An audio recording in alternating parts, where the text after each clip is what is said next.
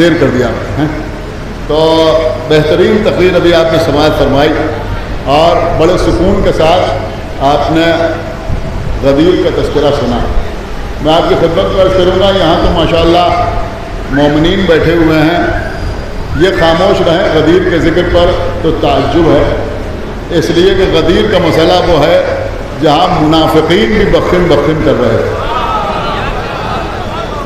ایک صلوات اور خبر محمد علیہ.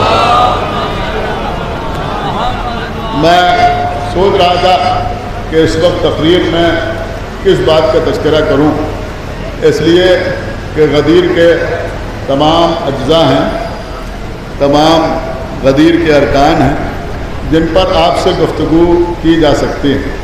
بہرحال بہت ہی اختصار کے ساتھ تقریر کرنا ہے, لہذا جہاں پر ہمارے بھائی نے بات کو تمام کیا ہم چاہتے ہیں کہ وہیں سے بات کو شروع کیا جائے.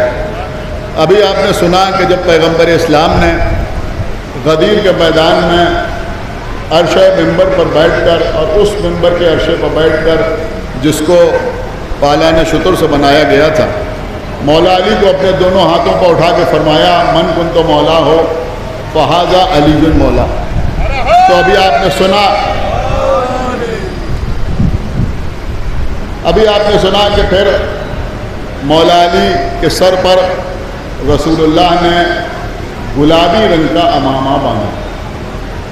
الحمدللہ یہاں جن لوگوں کو اوارڈ دیا گیا ان کے گلے میں یہ شال مسرت اسی رنگ کی مناسبت سے ڈالی گئی.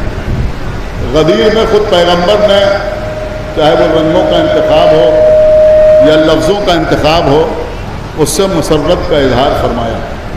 مولا علی کے سر پر رسول اللہ نے امامہ باندھا, اور یہ امامہ بھی کوئی معمولی امامہ نہیں تھا بلکہ اس امامے کا نام تھا صحاب. پیغمبر نے صحاب نام کا امامہ مولا علی کے سر پر باندھا.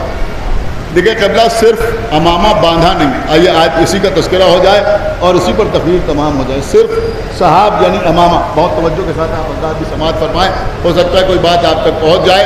صرف امامہ باندھا نہیں بلکہ امامہ باندھنے کے بعد پیغمبر نے مولا علی سے کہا کہ یا علی یہ آپ کا تاج ہے. خدا کے لیے بھائی تھوڑا بیدار ہو کو سنیں, یا علی یہ آپ کا تاج. آپ نے کبھی غور فرمایا کہ رسول اللہ نے یہ کیوں فرمایا کہ یا علی یہ آپ کا تاج ہے؟ دیکھیں ایک بات تو مجھ سے آپ یہ سن لیجئے کہ غدیر کے علاوہ, یا پھر آپ یوں سمجھیں کہ مولا علی کی ولایت اور مولا علی کی جانشینی کے علاوہ کسی امام کی جانشینی کا اعلان مسرت کے ماحول میں نہیں ہوا. آپ نے بہت آرام سے سنا, میں نے بہت اہم بات آپ کی خدمت میں عرض کی کہ کسی اور امام کی جانشینی کا اعلان مسرت کے عالم میں نہیں کیا گیا. امام حسن کی امامت کا اعلان اس وقت کیا مولا علی نے جب مولا علی کے سر پر تلوار لگ چکی تھی. امام حسین علیہ السلام کی امامت کا اعلان امام حسن نے اس وقت کیا جب امام حسن کو زہر دیا جا چکا تھا. کربلا میں امام حسین نے امام زین العابدین علیہ السلام کی امامت کا اعلان کیا. جو بہت سے موقعوں پر لوگوں کو تاج پوشی کا لفظ یاد آتا ہے تو میں آپ کی خدمت میں عرض کروں کہ صرف یہی جشن ہے جسے تاج پوشی کا جشن کہا جا سکتا ہے. صلوات حضرت محمد علیہ وسلم. اور میں نے جو ہی بات نہیں عرض کی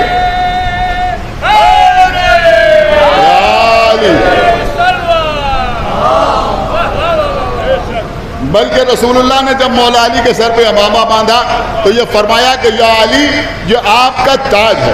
دیکھیں اب آپ تھوڑا تھوڑا متوجہ ہونے لگے. میں حقیقت آپ کی خدمت میں عرض کرنا چاہتا ہوں کہ پیغمبر نے باندھا تو امامہ لیکن فرمایا کہ یا علی یہ آپ کا تاج.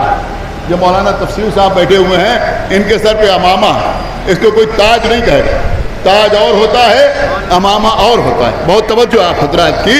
جب کہا جاتا ہے تاج تو تصور یہ ہوتا ہے کہ کوئی تاج کسی کے سر کے اوپر رکھا ہوا ہے جس میں سونا بھی ہے یا مثلا چاندی بھی ہے, جواہرات بھی ٹکے ہوئے ہیں, لیکن پیغمبر نے گلابی رنگ کا امامہ باندھا. اور کہا کہ یا علی یہ آپ کا تاج ہے.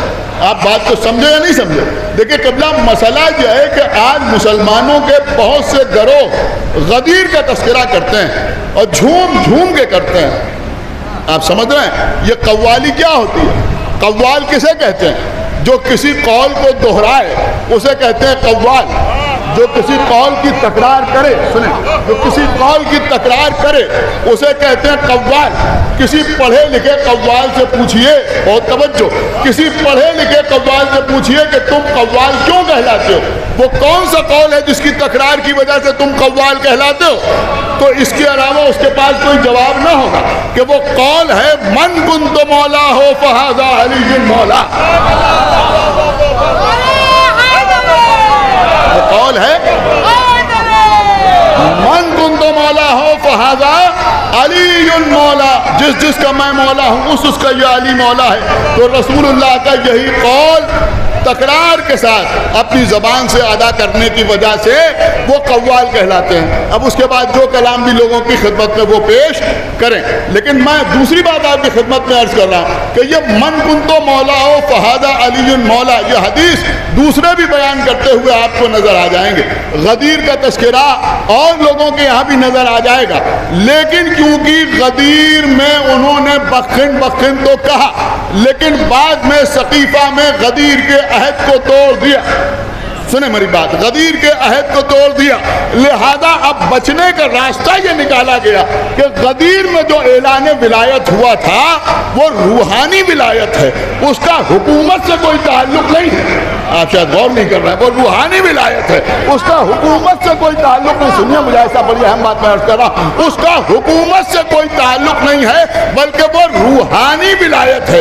انتہا یہ ہے کہ جس سے آپ بہت متاثر ہوتے ہیں، مثلا طاہر القادری، وہ بھی اپنی کتاب میں یہی لکھتا ہے کہ یہ جس ولایت کا تذکرہ مولا علی کے لیے لوگ کرتے ہیں یہ روحانی ولایت ہے، اس کا دنیاوی حکومت سے کوئی تعلق نہیں ہے. اسی لیے رسول اللہ نے جب علی کے سر پہ امامہ باندھا تو باندھا تو امامہ، لیکن فرمایا یا علی یہ آپ کا تاج ہے. سنایا کہ نہیں؟ یا علی یہ آپ کا تاج ہے، اس لیے کہ امامہ ولایت کی علامت ہے، تاج حکومت کی علامت ہے. رسول اللہ نے علی کے سر پہ امامہ باندھ کر اور اسے تاج قرار دے کے بتایا کہ یا علی ہم حکومت بھی آپ کو دے کے جا رہے ہیں، ولایت بھی آپ کو دے کے جا رہے ہیں. ایک صلوات پر ہمارے محمد و آل محمد. ولایت بھی آپ کے حوالے کر کے جا رہے ہیں اور حکومت بھی آپ کے حوالے کر کے جا رہے ہیں. اور جب علی کے سر پر رسول اللہ نے امامہ باندھا، قسم خدا کی یہ خوش ہونے کی رات ہے، خوش ہونے کی. بہت بدقسمت آدمی ہوں گے جو آج کی رات خوش نہ ہو. اور کل کا دن روز عید غدیر اگر ایک مومن دوسرے مومن کو دیکھ کے خالی مسکرا دے تو یہ مسکراہٹ جنت کی ضامن بن جائے. یہ سوچ کے مسکرا دے کہ آج روز عید غدیر ہے. رسول اللہ نے علی کے سر پہ امامہ باندھا، امامہ باندھ کر مولا علی کے بازوؤں کو پکڑا اور چہرے کی طرف سے علی کو دیکھا. دیکھیں آپ میری طرف دیکھیں، چہرے کی طرف سے علی کو دیکھا. اب رسول منبر پہ ہیں، آپ منظر ملاحظہ فرما رہے ہیں. چہرے کی طرف سے علی کو دیکھا اور اس کے بعد گھمایا، پھر داہنی جانب سے علی کو دیکھا. نہیں شاید آپ غور نہیں کر رہے ہیں. اور اس کے بعد اور گھمایا اور پھر پشت کی جانب سے علی کو دیکھا، پھر گھمایا، پھر بائیں جانب سے علی کو دیکھا، پھر اور گھمایا، پھر علی کے چہرے کی طرف سے علی کو دیکھا. ایک جملہ کہوں، میں سمجھ رہا ہوں رائے گا نہ چلا جائے، بڑی توجہ کے ساتھ سنیے گا کہ یہ رسول اللہ علی کو گھما گھما کے دیکھ رہے ہیں، یہ چشم رسالت مولود حرم کا طواف کر رہی ہے. ایک صلوات پڑھ دے پر محمد و آل محمد. چاروں طرف سے علی کو دیکھا. میں سمجھتا ہوں کہ شاید یہ وہی مسئلہ ہے، یہ وہی مسئلہ ہے کہ جیسے کوئی باپ اپنے بیٹے کو دولہا بنائے، کیا سن رہے ہیں، اور پھر محبت کے ساتھ اسے چاروں طرف سے دیکھے. رسول اللہ نے علی کو چاروں طرف سے دیکھا اور اس کے بعد قیامت کا جملہ ارشاد فرمایا کہ یا علی یا علی. سنیں سارا مجمع کہ یا علی جنگ بدر و احد میں جو فرشتے ہماری نصرت کے لیے آئے تھے وہ اسی شباہت میں آئے تھے. اس کا مطلب یہ ہوا کہ فرشتے بھی جو نصرت کرنے کے لیے آئے تھے وہ علی کی شبیہ بن کے آئے تھے. اب ہمیں بتاؤ کہ جب رسول کی نصرت علی کی شبیہ کے ذریعے سے ہو سکتی ہے تو ہماری نصرت علی کے نام کے ذریعے کیوں نہیں ہو سکتی؟ ایک صلوات پڑھ دو پر محمد و آل محمد. لیکن مجھے معلوم ہے آپ کیسے سن رہے ہیں، لیکن میں جیسے پڑھ رہا ہوں وہ میں جانتا ہوں. ایک صلوات اور پڑھے پر محمد و آل محمد. اور ظاہر سی بات ہے عزیزوں، یہاں جو شعراء بیٹھے ہیں یہ نہ معلوم کتنی مجلسوں میں ہمارے لیے یعنی ذاکرین کے لیے ماحول تیار کرتے ہیں. تو اگر ایک بار ان کے لیے ہم یہ خدمت انجام دے دیں تو میں سمجھتا ہوں کہ بہت بہتر ہے. ایک صلوات پڑھ دے پر محمد و آل محمد. بس قبل سنیے بات تمام ہو رہی ہے. تو یہاں سر پر امامہ باندھا گیا اور سر پر امامہ باندھنے کے بعد رسول اللہ نے فرمایا کہ یا علی جو آپ کا تاج ہے تاج. اور پھر ایک خیمہ نصب کرایا اور وہ خیمہ بھی سرخ رنگ کا خیمہ. اور مولا علی سے کہا آپ جا کے اس خیمے میں بیٹھیں. اور پھر جتنے لوگ تھے ان سب سے کہا کہ جاؤ اور جا کر علی کی بیعت کرو، علی کو مبارکباد دو. ایک ایک آدمی آتا تھا علی کو مبارکباد دیتا تھا. اب 1.25 لاکھ حاجیوں کا مجمع، بیچ میں نماز کا وقفہ بھی، سمجھ رہے ہیں، کھانا کھانے کے لیے بھی لوگوں کو جانا ہے. 3 دن لگ گئے، 3 دن لگ گئے. دیکھیں آج کے سو کالڈ انٹلیکچوئلز ہم کو یہ سمجھاتے ہیں آپ 1 گھنٹے مجلس پہ مولا علی کا ذکر کرتے ہیں، 1000 آدمی آپ کی مجلس پہ ہوتے ہیں، 1000 گھنٹے قوم کے، کیا سن رہے ہیں آپ؟ 1000 گھنٹے قوم کے، یہاں 3 دن 1.25 لاکھ حاجی صحابی میدان غدیر میں رہے. کس لیے رہے؟ علی کو مبارکباد دینے کے لیے. اب کوئی کیلکولیٹ کرے کہ اتنے صحابیوں کے کتنے گھنٹے، آپ سمجھ رہے ہیں کتنے گھنٹے. ایک ایک آدمی آتا تھا مولا علی کو مبارکباد دیتا تھا، علی کی بیعت کرتا تھا اور بیعت کرنے کے بعد وہ رخصت ہوتا تھا، خیمے سے تو باہر آ جاتا تھا. لیکن رسول اللہ نے کسی کو غدیر چھوڑنے کی اس وقت تک اجازت نہیں دی جب تک ایک ایک سے رسول اللہ نے بیعت نہ کرا لی. جب تک ایک ایک آدمی نے بیعت نہ کر لی اس وقت تک رسول اللہ نے کسی کو غدیر کا میدان چھوڑنے کی اجازت نہیں. جب سب نے بیعت کر لی تب کہا یا علی اب اجازت ہے کہ یہ لوگ یہاں سے رخصت ہوں. میں کہوں گا اے اللہ کے رسول جب آپ ممبر سے اعلان کر رہے تھے تو لوگوں سے کہتے ہاتھ اٹھاؤ علی کی بیعت ہو جائے. جیسے ہمارے یہاں سنسد میں دھونی مت سے پرستاؤ پاس ہوتا ہے، بالکل اسی طرح سے لوگ ہاتھ اٹھا دیتے بیعت ہو جاتی. لیکن رسول اللہ نے ایسا نہیں کیا بلکہ ایک ایک آدمی سے بیعت کرائی، ایک ایک آدمی سے بیعت کرائی. یہ رسول بتانا کیا چاہتے تھے؟ بتانا چاہتے تھے کہ دیکھو ولایت علی جو واجب ہے تو یہ واجب کفائی نہیں ہے، واجب عینی ہے. تم اس لیے نہیں بخشے جا سکتے کہ تمہارے باپ ولایت کے قائل تھے، اس لیے قیامت میں نہیں چھوٹ پاؤ گے کہ تمہارا بھائی ولایت کا قائل تھا، بلکہ ہر آدمی کو خود ولایت کا اقرار کرنا ہے. بس بات تمام ہو گئی. آج کل کچھ لوگ ایسے بھی ہیں جو ہر پروگرام کے بعد اور ہر تقریر کے بعد یہ تقاضا کرتے ہیں کہ صاحب اس تقریر سے میسج کیا پہنچا، میسج کیا پہنچا.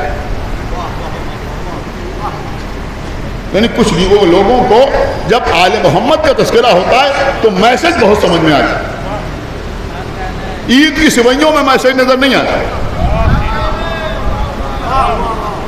آپ غور نہیں کر رہے. ماہ مبارک رمضان کی پھلکیوں میں میسج نظر نہیں آتا.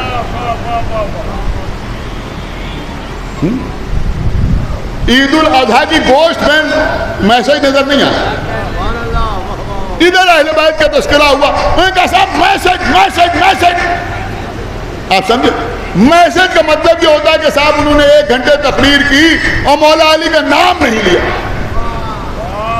اب ان کے اعتبار سے میسج کنوے ہو رہا ہے۔ ایک صلوات پڑھتے پر محمد و آل محمد۔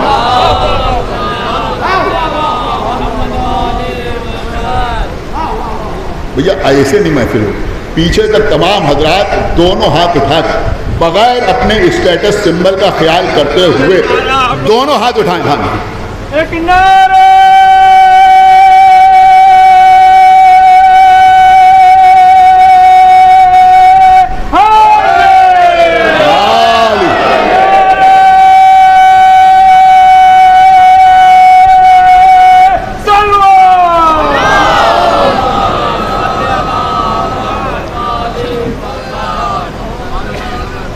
ایک بار پھر دونوں ہاتھ اٹھا کے میرے ساتھ نعرہ لگائیے، نعرہ حیدری، نعرہ حیدری، نعرہ حیدری۔ دیکھیے آپ کے ہاتھوں کے تمام درد دور ہو جائیں گے اگر آج کی رات رسول اللہ کی سیرت پر عمل کرتے ہوئے دونوں ہاتھوں کو اٹھایا۔ سمجھ رہا؟ بس بات تمام ہو رہی ہے، ابھی شعراء پڑھنا ہے۔ میں سمجھتا ہوں کہ جتنا میں ان کے لیے ماحول بنا سکتا تھا وہ میں نے بنا دیا، اب آپ جانے اور شعراء کرام جانے ان کا کلام سنے کر دیں۔ لیکن میں یہ بھی آپ کی خدمت میں عرض کر دوں، مجھے معاف کیجیے گا، یہاں شعراء بیٹھے ہوئے ہیں اور یہ بات عرض کرنا نہایت ضروری ہے کہ غدیر کے میدان میں قصیدہ آپ کو معلوم ہے کس نے پڑھا؟ حسان بن ثابت نے قصیدہ پڑھا۔ یہ میں شعراء سے کر رہا ہوں، میری بات سمجھ لیں۔ حسان بن ثابت نے قصیدہ پڑھا، لیکن بعد میں وہی حسان بن ثابت بدل گیا۔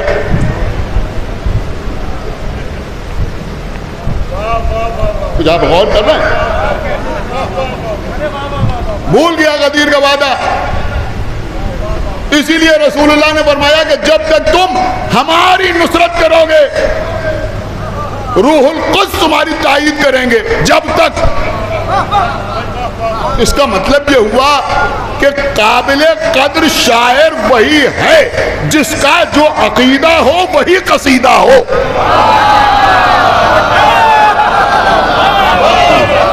ایک صلوات اور پڑھتے پر محمد و آل محمد۔ آپ میری بات سمجھے یا نہیں سمجھے؟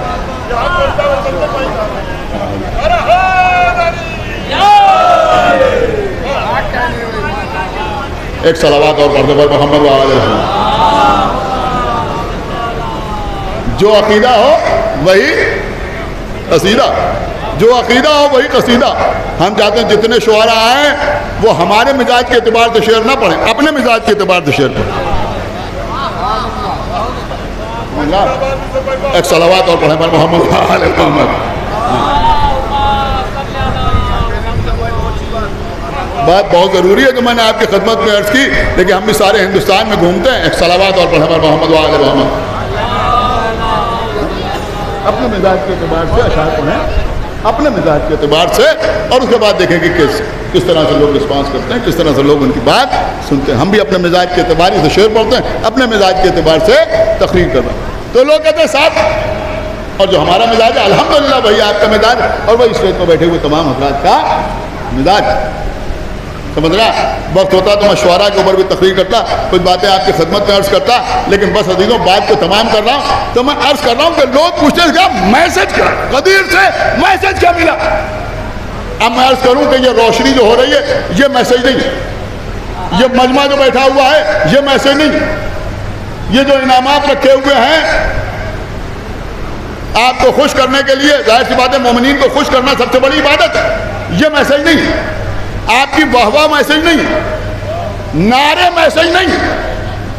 اب دیکھیے عزیزوں، اگر کسی کے دل میں غدیر ہے تو وہ خاموش تو نہیں رہ سکتا۔ میں جملہ آپ کی خدمت میں عرض کر رہا ہوں کہ غدیر کے ہر جشن کا ایک میسج ہے اور وہ میسج ہے علی ولی اللہ۔ بس بھائی صلوات پڑھتے پر محمد و آل محمد، بس یہی ہے، اور میسج نہیں۔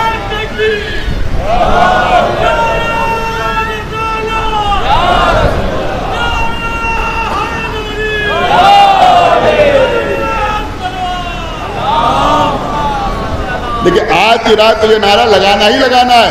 میں نعرہ لگا رہا ہوں, بھرپور طریقے سے جواب دیجیے گا, اور جتنے زور سے جواب دیجیے گا ویسے ہی پورے میں آپ کا نام نکلے گا.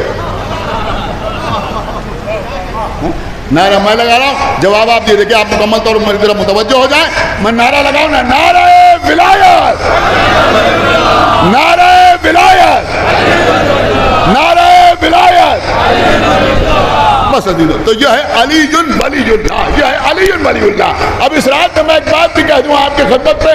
ادھر 1.5-2 سال سے جو حالات چل رہے ہیں ان کو آپ ملاحظہ فرما رہے ہیں انٹرنیشنل لیول کے اوپر, اور لوگ پریشان ہیں کہ بھائی 56 اسلامی ممالک خاموش ہیں. ہمیں کیوں موت آتی ہے یہ کہتے ہوئے کہ 56 سنی ممالک خاموش ہیں.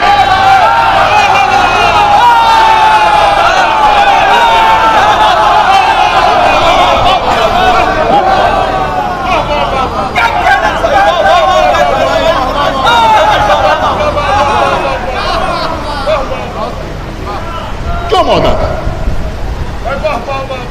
کس لیے موت آتا ہے؟ اب لوگ ایران بول رہا ہے, 56 ممالک نہیں بول رہا ہے, خاموش بیٹھے ہوئے ہیں. ہمیں بتاؤ, دیکھیں آج ہی کی رات یہ بات کہنے والی ہے. حالات آپ کے سامنے ہیں. ان 56 ملکوں میں اور ایران میں فرق کیا ہے؟ کیا فرق ہے؟ بولیے آپ, کیا فرق ہے؟ یہاں بھی نماز ہے, وہاں بھی نماز ہے. یہاں بھی روزہ ہے, وہاں بھی روزہ ہے. یہاں بھی قرآن کی تلاوت ہے, وہاں بھی قرآن کی تلاوت ہے. یہاں بھی حافظ ہے, وہاں بھی حافظ ہے. صرف ایک ہی فرق ہے کہ ان 56 ملکوں میں علی ولی اللہ نہیں ہے, اس ملک میں علی ولی اللہ ہے.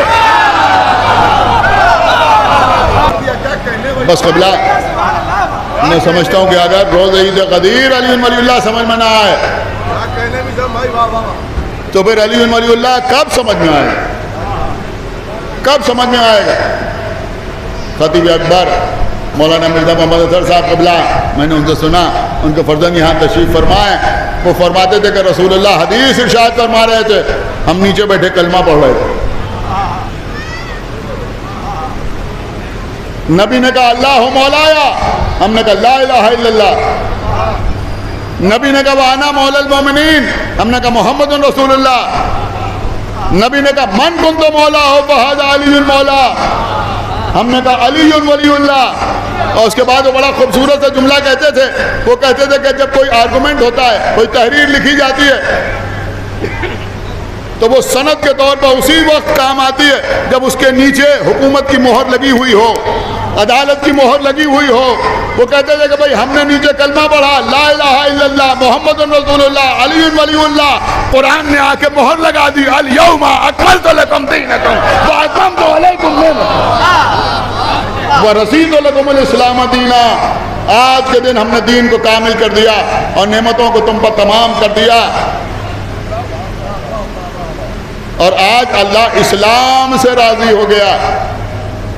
اب ہمیں بتاؤ کہ جب بغیر علی ولی اللہ کے اللہ اسلام سے راضی نہیں ہوتا تو مسلمان سے کیا راضی ہوگا؟ اسلام سے بھی راضی اسی وقت ہوا جب ولایت امیر المومنین کا اعلان ہوا. بہرحال عزیزاں, بڑی خوشی کی رات ہے, خوش ہونے کی رات ہے, مسرت کی رات ہے.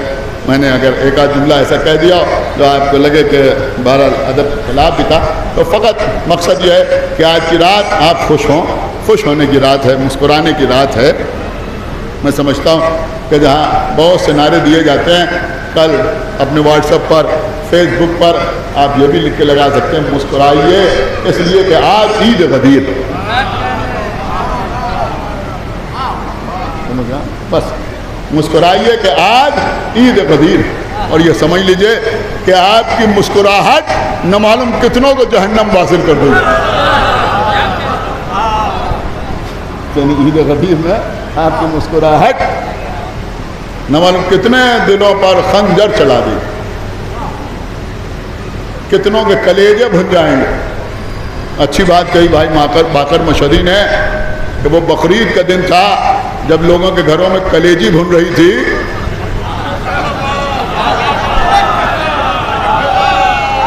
18ویں ذی الحجہ کو کلیجی نہیں کلیجے بھنیں گے. لیکن میں ایک جملہ ضرور عرض کروں گا کہ وہ کلیجی خالی مکروہ ہے, یہ کلیجے حرام بھی ہیں. بس اللہ بات تمام ہو گئی. خداوند عالم آپ کو سلامت رکھے. جس طرح سے آپ جشن میں تشریف لائے، میں بانیان محفل کی طرف سے، بانیان جشن کی طرف سے آپ حضرات کا شکریہ ادا کرتا ہوں.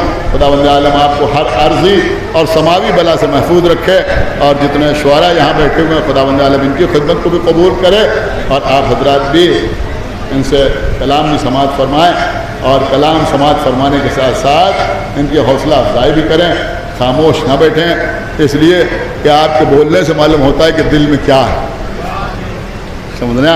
تو جب سیدھی سیدھی بات ہے کہ جو ظرف میں ہوتا ہے وہی چھلکتا ہے، کیونکہ ہمارے دل میں علی رہتے ہیں لہذا زبان پر بھی علی رہتے ہیں. بس عزیزوں، ایک باواز بلند صلوات علی محمد.